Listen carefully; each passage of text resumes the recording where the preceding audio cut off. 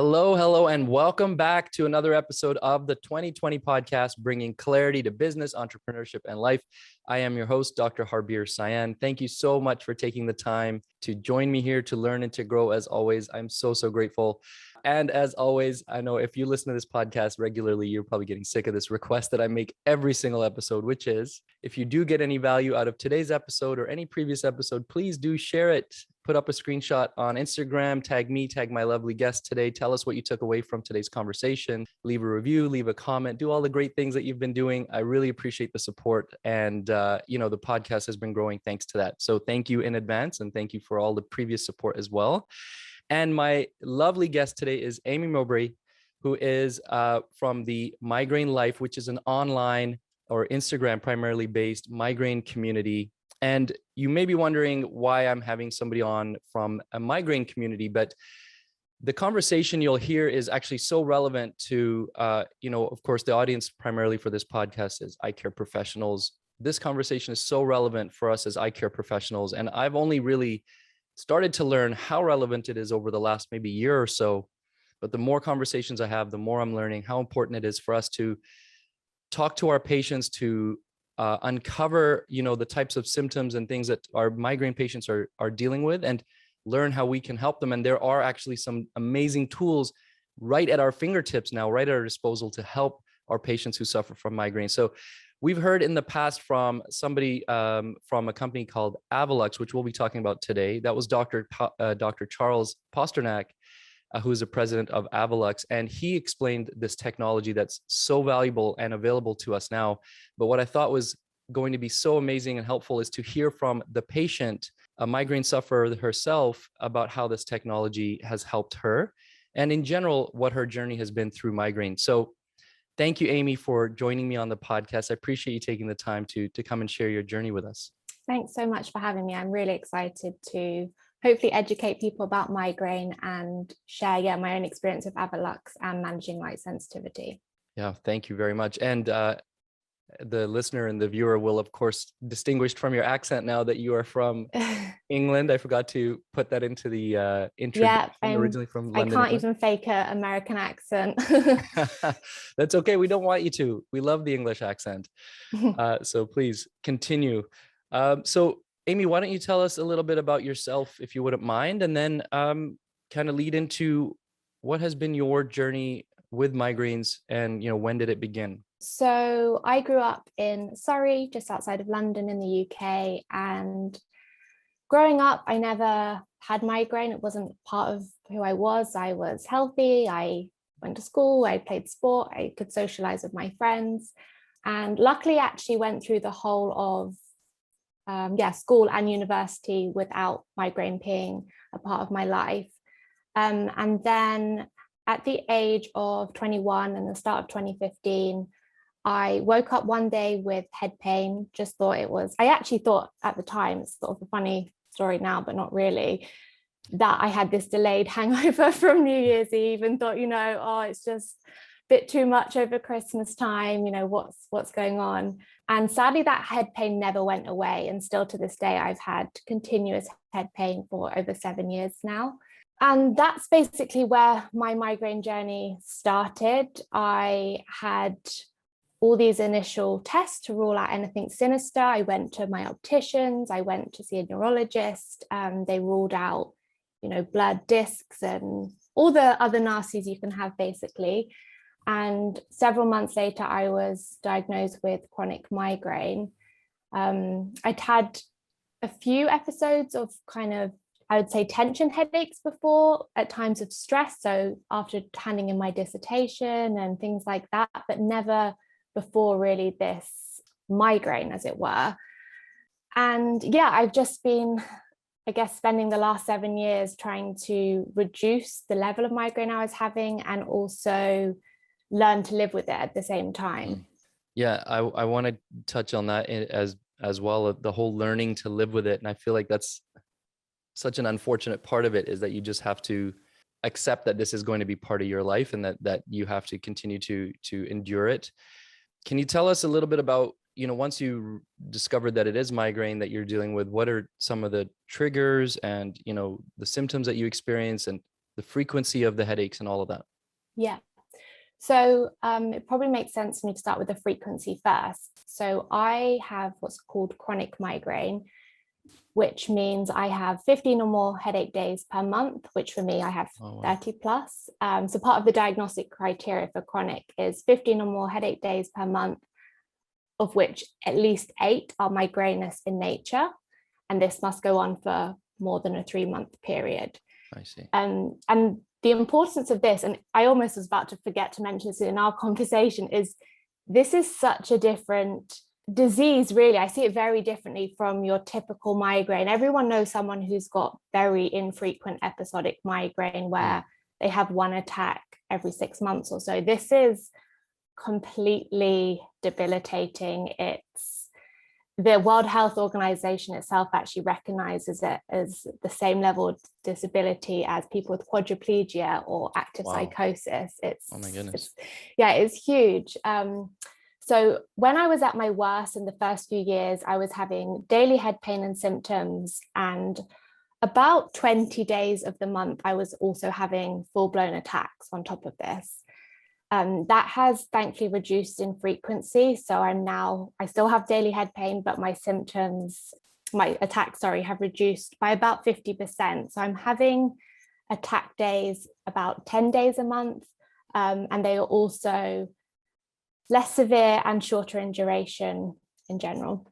Yeah, so it's really encouraging, but it's still obviously a huge impact in terms of disability and what I'm able to do day to day. Triggers for me have been tricky because if you're at the end of the spectrum I am of chronic, it's harder to distinguish because you're always sort of somewhere within the migraine cycle, so to speak. But for me, all the kind of basics that we know help with managing migraine in terms of good sleep, good hydration, eating regularly, things like that, if I don't do very well, often trigger my head. And stress has been a big one for me as well. If I have probably like an acute episode of something stressful, that's almost the most obvious trigger to cause a quick attack. Yeah, that's fair.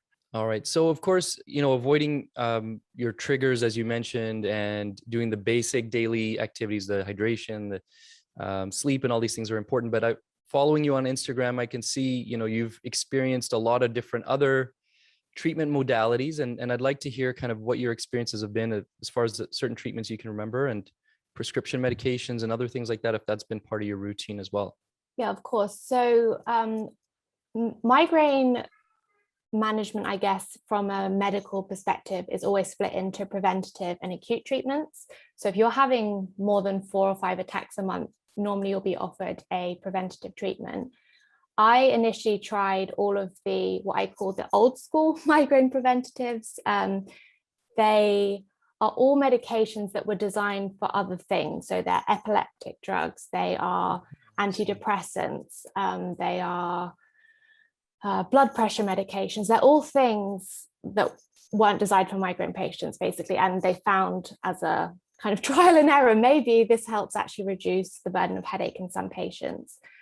So I tried amitriptyline, I tried topiramate, I tried candistatin, I've tried a whole host of them. Unfortunately, they didn't make any difference really in managing my pain or my migraine symptoms. And a few of them came with a whole host of awful side effects, really almost worse. I was at one point almost more unwell from side effects of medication than I was from migraine itself. I then progressed to trying some injectables. So I had Botox for chronic migraine. I had occipital nerve blocks where they inject into the back of your skull, essentially. Wow. And at the same time, I was managing acutely with non-steroidals, so naproxen, ibuprofen, and also triptans, which are a class of drug designed specifically for migraine. I see. And then I also added in neuromodulation devices. So the main one that's been beneficial for me has been the Cephally device, but there are a whole host of other ones. There's something called the STMS, there's the gamma core device. There's the Nerivio in the US. So there's all sorts of different options. And this is only getting more advanced as, research and technology comes on. The sort of game changer for me in terms of medical treatments have been with the anti-CGRP drugs. So this is the first class of drug that has been designed specifically for migraine patients. So they found that during a migraine attack, this special chemical is released in the brain, and this is very simple layman terms now, medication kind of blocks the receptor. And that for me has been the thing that's kind of really reduced my attack days from, like I said, 20 to about 10 days a month. And that's still kind of ongoing, and there's different variations of that drug that are now available to patients. So yeah, that's probably on a medical side. I've also tried a host of other tools, if you like. I almost call it my Migraine Tool Box, which includes some of the devices, but it also includes very clever ice packs that you can wear and mold around your head and your neck, which provide huge amounts of relief. Actually, ice helps me greatly during migraine attacks. I also have eye masks, I've got my Avalux glasses, I've got earplugs, noise cancelling headphones, so many different things that it takes you a while to kind of figure out what works for you, but actually the toolbox is almost just as helpful as my acute medication in managing attacks. And then the other side of things I've tried has been all the alternative therapies. Now, that could be a whole podcast in itself. That's just to discuss all of that. There's nothing, I guess, out of all the different things I've tried that actually helped me massively. But I'm currently working with a physio just to kind of help with posture and tension and rebuild some of kind of the muscle in my body that's not as strong as it could be, primarily from just spending so much time in bed for years and kind of building up strength again that way. But there's so much on offer, and I think, well, hopefully this will be an eye-opener to the professionals, pardon the pun. Yeah, that's perfect. But there's so much more than just, being offered paracetamol by your doctor or being told it will go away and things. There really is so much you can do to help. It's just unfortunately trying to find out what is going to help you. That's incredible how much you've tried. It's incredible the trial and error aspect of this whole thing. Like, it's a condition it's not a new condition by any means. It's been around. We've known of this for so long, but we still understand it. We as society, as medical professionals, understand this so poorly still, that we have to say, oh, let's just try this other medication that's got this long list of side effects, or let's try this other. It's incredible that that's where we still are to some degree. But a lot of this is there's a lack of understanding, a lack of awareness. So again, for me, I felt like the lights just were turned on for me just last year. And now when I see patients will write on their sheet, I get migraines, or I'll just be asking them about, do you get headaches? And they say, oh yeah, I get migraines quite regularly. And I'll dig in a little more. Tell me about the symptoms. Tell me what you think the triggers are. And it blows my mind how little I knew about how many of my patients were suffering from this stuff. And now, like, my level of empathy has gone up so much, because I'm like, man, I can't believe you guys have had to deal with it. You guys, patients who suffer from migraines have had to deal with this. So it blows my mind that optometrists don't, because headache is such a common thing when there is, eye strain or difficulties anyway. So it blows my mind that, but then when you look at how much time in medical school for doctors is spent on migraine, I think it's like under 3 or 4 hours in the whole of medical training is spent on primary headache disorders. So you kind of think, oh, it makes sense. If the doctors haven't been given it yet, why would the optometrists be given it? So there's this huge lack. There's one thing which I'm now preaching to my colleagues is there's one thing we are taught as optometrists, is that we are sort of the experts on light. Optometry essentially is the foundation of optometry is refraction, which is light being bent in different directions. So we are supposed to be experts on light. And if light is one of the key triggers of migraines, then we should be understanding how we can help to modulate or reduce or facilitate, the light part of the triggering system, right? So that's where I think that would be kind of how we could start to begin to talk about Avalux and how it helps, and again, light has been shown to be a trigger for, I think it's 60% of migraine attacks or something like that. So if we know how to control that, eye care professionals can be a big part of helping our migraine patients. So I'd love for you to tell me, you mentioned Avalux in your toolkit there, and you're wearing a pair. So if you're not watching, go to YouTube, you can see the glasses that Amy's wearing. They just look like a nice lightly tinted pair of sunglasses, but they come in a lot of different frame styles. I'll tell a little bit from my perspective in a couple of minutes, but I'd love for you to share with me and the audience about where this has fit into your toolkit. Yeah. So firstly, it's really important, I think, to explain for migraine patients, light isn't, we always call it photophobia, but it's not really, it is irritable, but the thing light is to migraine patients is pain. And I always think there's this misconception that, it's a little bit it's irritating. I don't really like the bright lights. Light to migraine patients causes pain. And there's lots of research to show this. So that's the first thing. The second thing is the trigger versus the symptom. And that's really tricky, especially if you're chronic like me. So not only is a bright, horrible light in my eye likely to trigger an attack, it's also can be an early warning sign that an attack is already in progress. So one of the kind of premonitory symptoms of migraine, which is the very first stage, or even when people are in an aura, is this aversion to light. And if that light is then there, it kind of can speed up the attack further and, draw you into a full-blown attack. So for me personally, light sensitivity was always an issue. I spent a lot of time, in hindsight, probably making it worse by wearing sunglasses all of the time, which is a very easy trap to fall into, I think, as a chronic migraine patient. It's the same as wearing earplugs. If you live in earplugs and then you take them out, the whole world is so loud all of the time. And I tried different glasses. So I tried the kind of classic FL41s. I've tried the blue light blockers.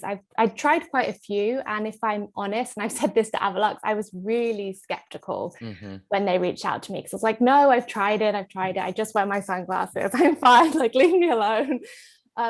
But Avalux really are different. They're not only do they block blue light, they filter, they absorb 97% of all wavelengths of light that have been found to be irritating to migraine. So that's the blue, the red, the amber.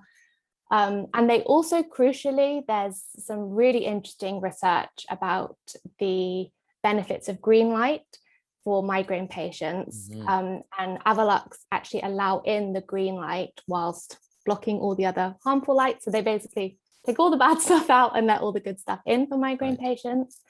And they have amazing clinical science that actually backs all these claims as well. And I have to say, it's one of these things where as soon as I tried, it was an instant, oh, wow, this is really, and it's really hard to explain because you do have to experience it for yourself.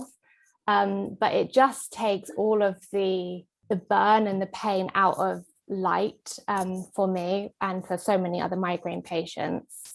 They also crucially don't really, you can see there is a slight tint to them, but they don't really distort color in the same way that I guess the traditional FL41s make everything red, and it's not very nice, which the main benefit obviously is having reduced light sensitivity and the help that has on migraine as a whole. But actually, day to day, if you're watching a film or if I'm looking at you on the screen, it's nice to see you in the color you should be rather than, really distorted as well. So I think that's a huge bonus for them. Absolutely. I didn't know, and I think anybody who, if you don't suffer from migraines and the light sensitivity that comes with migraines, I don't think there's any way to truly know that light just hurts. That's such a foreign, strange concept that light just hurts. But a lot of patients I think a lot of patients try to express that, but I don't think they can vocalize or verbalize it exactly that way. It's almost like if I turned on a light to someone who doesn't have migraine in the dark, you're early in the morning, you know, that like, oh, it's a bit bright. It's your eyes are adjusting and you don't really like it, but it doesn't cause pain. Right. It's not painful, is it? It's just like, oh, we don't like it. The contrast and shock is a bit much. Whereas for migraine patients, it actually intensifies pain. Right. And the what we understand about the sort of the physiological pathway there is that the melanopsin cell being released by retinal cells is kind of found to be the culprit for the pain, the pain pathway, right? Not just the light pathway, but the actual pain pathway.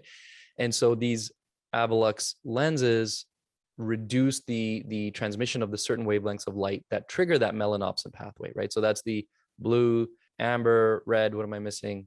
Something like that. Blue, I think amber, it's blue, red, amber, and red. amber. Those are the three.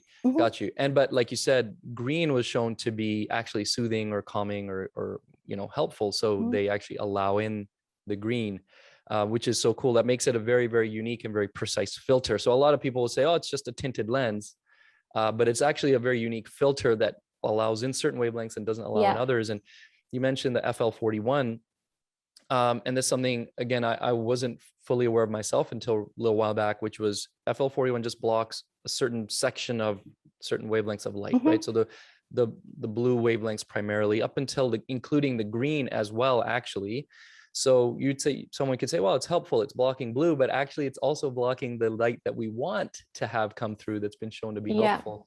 And of course, it's not blocking the reds and the ambers. So I know a lot of practitioners out there, a lot of colleagues of mine out there use FL41 quite frequently. So I think this is something that will hopefully help them kind of, again, lots of puns here, open their eyes a little bit to, you know, the importance of modulating certain wavelengths of light. Again, we are the experts on light. So this is our opportunity to really be precise about how we're using light and preventing it from causing the harm. And some of the interesting things out, you are speaking from your personal experience, which is really powerful for someone who's suffered so severely with migraine for years now.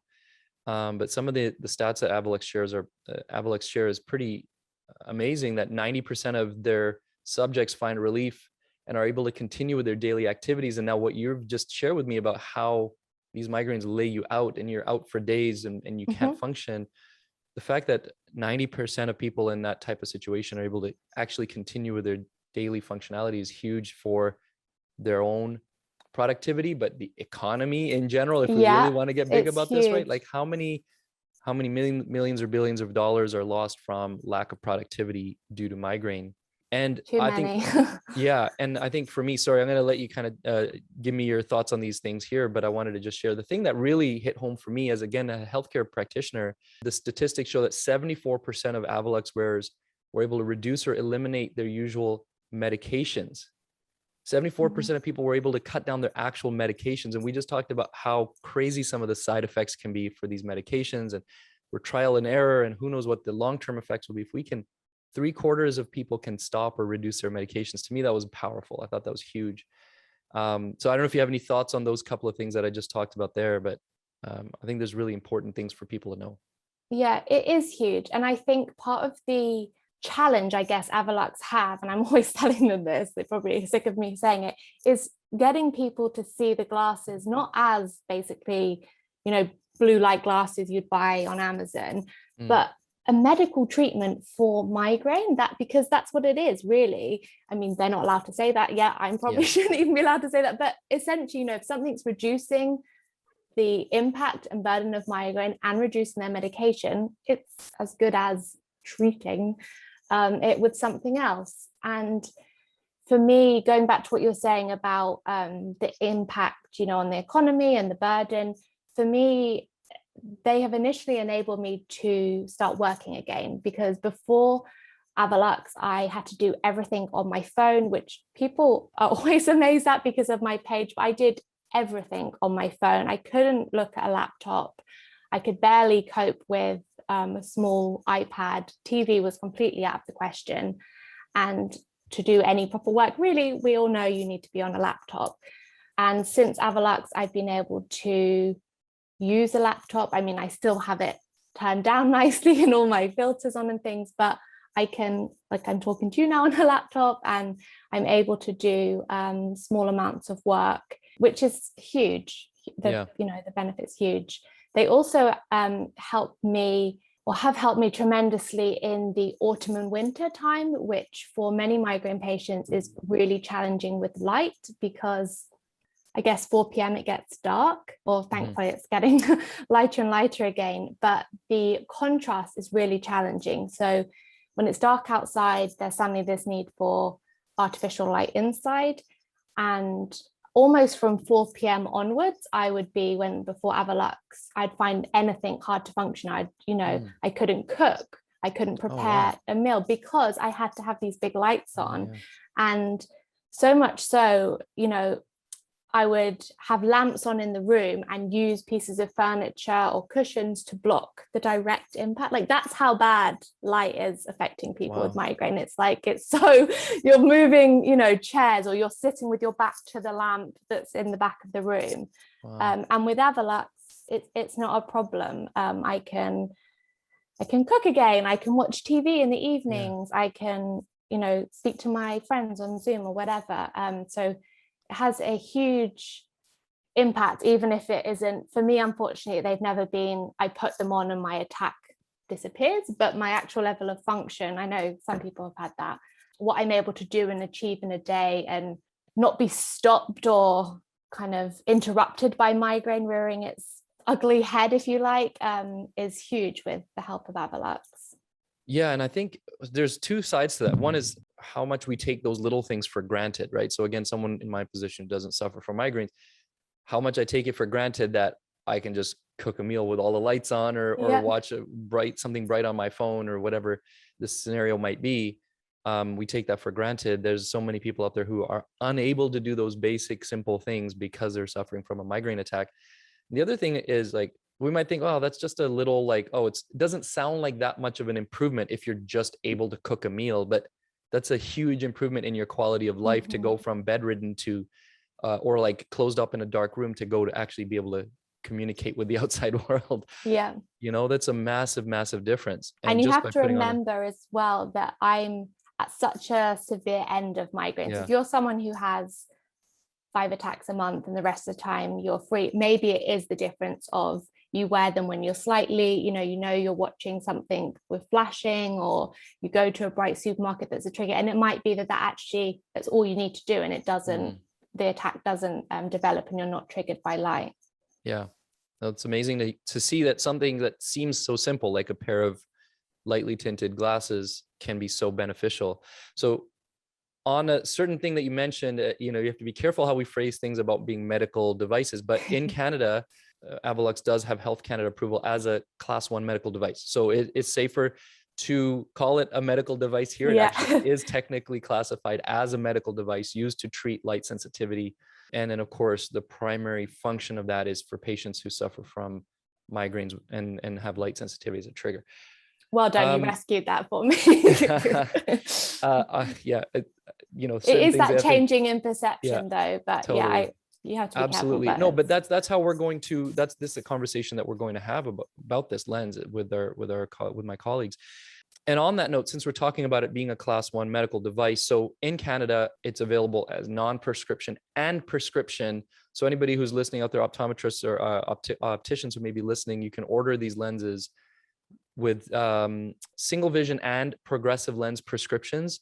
And you can edge them yourself, or you can have them edged at the lab. So just so you know, people out there who are listening, you can buy them kind of pre-made, kind of like what Amy's wearing. And then you can also buy them as uncut and put them into lenses or frames for your patients who would like to have a pair in their own frame. So anything else you want to share regarding Avalux? Any other little details or pieces of information that you think would be helpful? Something that comes up quite a lot is to do with the pressure. So lots of migraine patients struggle with any pressure on the sides of their head, on the temples, or on the bridge of the nose. And it's not something I hugely found a problem with sunglasses before, but sometimes the pressure here was a lot. So it's just worth mentioning that they are extremely lightweight, the frames. They've recently released, I think they're called their featherweight frames, which are I can't remember the exact amount in grams of how much they weigh, but they're almost as light as glasses can be, I think. I want to say, do you know how much an average pair of glasses weigh? Oh gosh, actually, I have no think they're idea. something like they're 5 times lighter, or they're Oh wow. less. Okay. I won't make claims because I can't remember Sure. exactly, but they're really light. So if you do struggle, if you're worried about the pressure being a trigger in itself, wearing them, then definitely have a look, because there are so many different frame designs you can choose from now, and different ones that are lighter and hopefully won't be triggering in that sense. Yeah. And also, even just from, I mean, if you suffer with migraine and light's a big deal, you probably couldn't care less what they look like on your face, because honestly, if they help, they help. Yeah. But actually, they've released, especially in the last year, so many cool colors, design styles. And I always think, well, we're allowed to look good as well as feeling better too. So yeah, definitely have a look on their website at all the different frames and color options, because there's so many to choose from. That's good to know. I think that's important too, is it should look good. You don't, just because it's a medical device doesn't mean it has to look ugly. But also, again, in Canada, you can use your own frame. So if you happen to be shopping around and you find a really nice frame, you can get your eye care provider to order the lenses and put them in that frame for you, right? So you have that full now flexibility to put them in any frame you want, whatever look you're going for. So if you want to learn more about Avalux, avalux.com, avalux.ca, or, of course, you can reach out to me on Instagram at harbirsian.od. And of course, you can reach out to Amy. And Amy, we're going to talk about your Instagram and your online presence actually right now. I'd like to talk more about it. So first, why don't we start with, what is your Instagram handle? So it's at @the_migraine_life. At @the_migraine_life. Yeah. And you've done such an amazing job of building this platform and becoming this ambassador and this advocate for, others who suffer from migraines. I think in general from other chronic conditions, right? Because there's some overlap there. Yeah. I'd love for you to tell us, when did you start to build this platform and this presence, and how did you build it? Well, thank you. That's very nice of you to say. Firstly, I started the page in 2016. So I'd been ill for just over a year. And it was actually during one of my worst attacks that the idea came to me. I think I had an attack that had gone on for about 2.5 weeks. So I was completely in bed, unable to do anything. Obviously, your mind is just wearing away. And at this point, I'd never met, spoken to, or heard of anyone else who had chronic migraine. It's not something that any of my friends have ever had, family have ever had. I just didn't know it almost existed for anyone else. I just thought, oh my goodness, I've got this awful thing and no one understands, no one gets it. So initially, when I started my page, it was really just to see who else was out there. And at the time, I don't think there really were many other migraine pages or even chronic illness pages that I was aware of. I'm sure there were a few, but it's kind of come on so much in the last few years as Instagram and social media has developed. But at the time, it was very new. It was very basic. It was just, I would post a picture. At the time, it was almost anonymous. I didn't share any photos of me. It was just of things I'd created or sharing resources I'd found. And slowly, I built this really small but lovely community of people, a few hundred of us, which at the time feels like so many people, because I'm like, oh, I've just said something that I experienced, thinking nobody else in the world understands. And they've just told me they experienced the same thing. And they're my age and living in America. They're not someone, so unrelatable to me.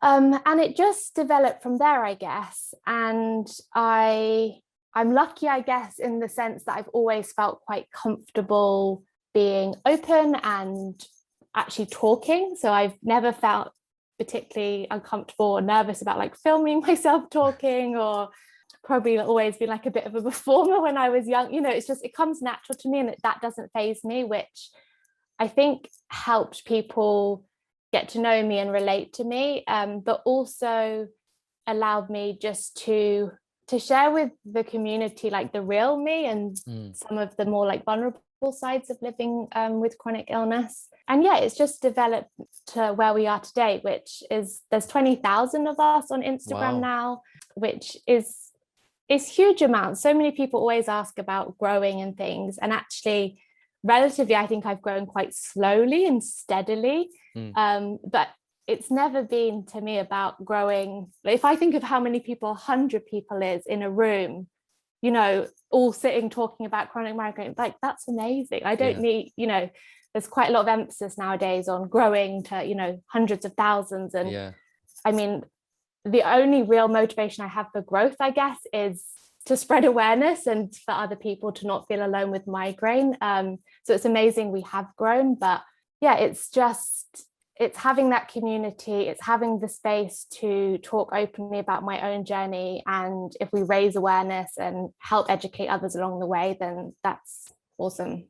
That's incredible. You know, you're right. If you just think about having a few hundred people in a room, a few hundred migraine sufferers, like, because your community obviously is quite specific to this, this condition for the most part. That sounds like a lot of people. Yeah. And here you have 20,000 on Instagram, you know, and like, it's such a great, like, as I, you know, go through your Instagram and I follow you, I see the engagement, I see how much what you're sharing actually helps other people. If I have any takeaways from what I see from you, you know, one of them is obviously you started with providing value. Your goal was simply like, let me just share useful information and see if it helps people. And of course, if you start with that, that's always going to be the most authentic thing. And then authenticity in your case is so key. You know, I was sharing with you earlier, you're watching some of your videos and you're so open with sharing thoughts that maybe a lot of other people wouldn't be comfortable sharing, about the fear of getting a migraine, or the sort of the trauma, or when you get a migraine now, kind of reminds you of the bad days, so to speak. You know, sharing that kind of stuff. And do you feel yourself that authenticity has been really helpful for you to kind of build this community? Yeah, I think it always sounds really cheesy to say, but I always think being myself has allowed this community to grow, because it's almost like not that it's a sales thing, but people buy from people and people follow you for the same reason, for being who you are. And I see this all the time actually in the chronic illness community, where people start pages and they try and be like somebody else's page. And it's really, and to me, I'm always, if anyone says, you know, I'm thinking of getting into advocacy for migraine or anything else, I just like, be yourself, share what's important to you, share your truth, share what you're trying, and people will like that and relate to that because it's personal to you. So yeah, I think that's really important if you're thinking of starting a page, and also for how my page has grown. I think also what you're saying about fear and almost like the impact on people's mental health. I actually still find that really hard to talk about. It doesn't come as naturally to me, but I see I guess the power every time I do share about it. And it's not always the mental health side. It's always the kind of weird stuff. I think the things that you think, oh, I'm experiencing this symptom, or I have this thought before I do something because of migraine, and no one else will relate to that. It's always those things that suddenly I'm receiving all these DMs or all these comments, and people have been like waiting for someone else to acknowledge it. And I think there is so much power in that. And that's what actually motivates me to, like you say, be open and say, I am so fearful because of X, Y, and Z, and share and be honest and open. Yeah, it's really powerful that you do that. And I think you help others realize that, like, they're not the only one dealing with that, or that it is okay to speak openly about that kind of thing, you know. And I think that's really helpful that you do that. Any other, so, you know, we talked about providing value, being authentic, you know, sharing, being open. One of the key things that you've kind of mentioned in there, so if we were kind of listing things of, if somebody else out there wanted to kind of create a platform and become an advocate, or just share valuable information in whatever industry they're in, the key things I'm kind of taking away from you here are, you know, provide value, be authentic. But one of the things you said in there is be comfortable being on video or being on camera, right? That kind of is like, maybe actually goes at the top of the list, because otherwise nobody's ever going to get this information from you, right? So it is, but I also think if you're not you don't have to be like, I have a friend who has a chronic illness account. I've made friends with her through being on Instagram, and she isn't comfortable. She doesn't love being on story. She isn't one for being chatty and being really open and probably oversharing at times. But she communicates through her blog, and she writes amazing articles and stuff people relate to. And I think it helps, especially on Instagram now, and it's such a video platform, and there's all this pressure to be making reels and, you know, all of that. We can't all have as crazy transitions as you.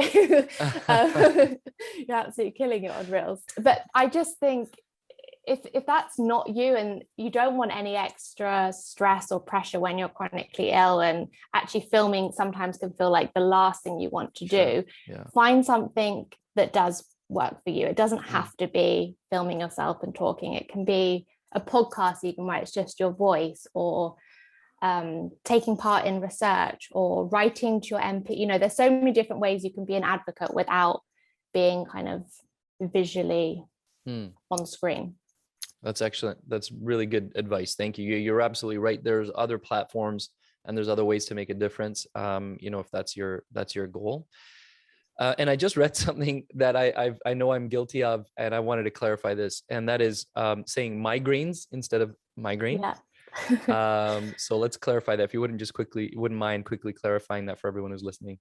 So migraine and it's always, people always refer to migraine as migraines. And even when you said it earlier on, I have to sort of stop myself from interrupting people, because it's not always helpful. And most of the time, like when you referred to it before, you know, patients saying they've got migraines, it wouldn't be helpful, I don't think, if you always corrected your patient, said, no, it's migraines. But the whole problem is migraines is with an S, is because we think of headaches.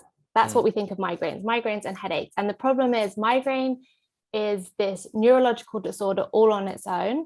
And people who live with migraine have migraine all of the time, even when they're not having a migraine attack. So if I say I've got migraines, well, yeah, I might be in a migraine attack at the moment. But for example, if we think of something else like epilepsy, we don't say someone's got epilepsies. We say they have epilepsy all of the time. We don't think, oh, you only have epilepsy during an epileptic fit or a seizure. They live with epilepsy all of the time. And the importance is for, I guess, more towards the chronic or the high frequent episodic, that we are managing migraine. For me personally, I'm managing migraine all day, every day.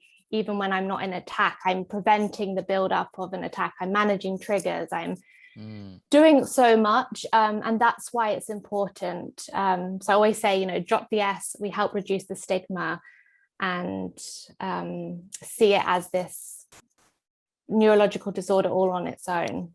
That is actually really, really helpful. Thank you for clarifying that for me, because I know that it's supposed to be migraine, but then I never understood, or never really asked, to be honest with you, like, why do we want to make that distinction? But you're absolutely right.